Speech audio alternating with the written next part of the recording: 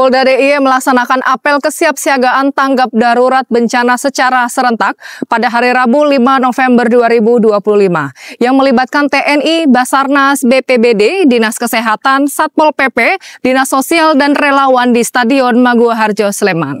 Apel gabungan ini dipimpin oleh Wakapolda DIY, Brigjen Pol Edi Junaidi SIK, dan dihadiri oleh unsur Forkopimda DIY dan para pejabat utama Polda DIY.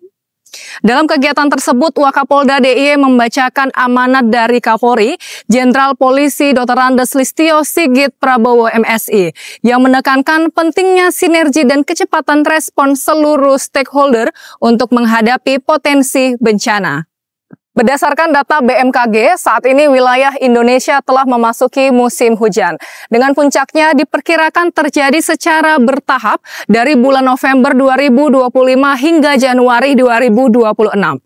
Peningkatan curah hujan ini berpotensi mengakibatkan bencana alam seperti banjir, tanah longsor, angin puting beliung hingga gelombang tinggi, termasuk di wilayah DIY. Dalam menghadapi tantangan ini, kecepatan dan ketepatan respon menjadi faktor utama keberhasilan penanganan bencana. Oleh karena itu, diperlukan kesiapan yang optimal dari seluruh elemen bangsa, baik TNI Polri, seluruh stakeholder, beserta seluruh masyarakat. Di akhir amanatnya, Kapolri berpesan agar kolaborasi antara Polri, pemerintah daerah, dan seluruh komponen masyarakat ini dapat memaksimalkan mitigasi bencana serta secara signifikan menurunkan tingkat kerentanan masyarakat terhadap berbagai risiko bencana alam. Berikutnya kami sampaikan data gangguan Kamtibmas dan kriminalitas yang terjadi di wilayah Yogyakarta pada hari Senin 4 November 2025. Selama 1 kali 24 jam telah terjadi 15 kejadian.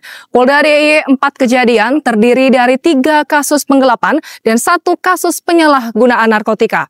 Polresta Yogyakarta 2 kejadian yakni 2 kasus penyalahgunaan psikotropika. Polresta Sleman 7 kejadian terdiri dari 1 kasus pembunuhan, 1 kasus Undang-Undang Perlindungan Anak, 1 kasus penganiayaan, 1 kasus Undang-Undang ITE, 2 kasus penipuan, dan 1 kasus pencurian. Polres Bantul 1 kejadian yakni 1 kasus pengeroyokan.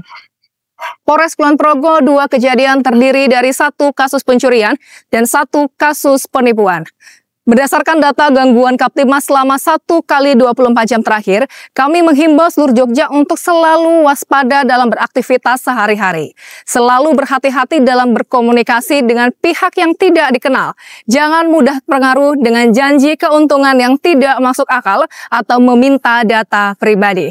Jika menemukan hal yang mencurigakan atau situasi darurat lainnya, segera laporkan melalui call center 110 atau laporkan ke kantor polisi terdekat. Ingat, keamanan bukan sekedar situasi, tapi juga investasi. Demikian Polda Jogja News edisi hari ini. Saya Bribtu Dinda, matur nuwun dan salam Tribrata.